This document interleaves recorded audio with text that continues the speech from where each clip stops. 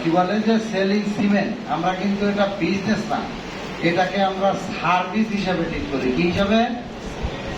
We are not selling cement, we are selling happiness. কি বিক্রি করি? হ্যাপিনেস, মানুষের সুখ বিক্রি করি।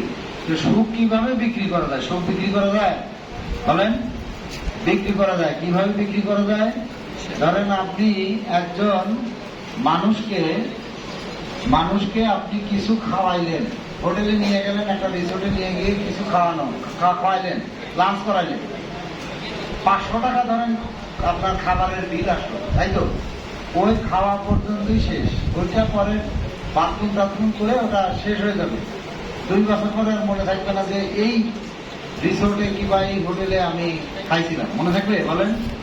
কিন্তু ওই 500 টাকা যদি একটা গরিব মানুষ, যে মাঠ পর্যায়ে একদম গ্রাস রুট প্রান্তিক পর্যায়ের একজন খামারি, তাকে যদি আপনি একটা কোয়ালিটির ফুল সিমেন্ট দেন, তাহলে কি হলো, ওই খামারি ওই গরুটা লালন পালন করার মাধ্যমে তার যে বাছুরটা হলো, পরবর্তীতে যে দুধের প্রোডাকশন হলো, কিংবা এই বাছুরটা পরে আবার মা হলো, বা হতে পারে সেই সার বাছুরটা এক সময় কি হলো 6 মাস পরে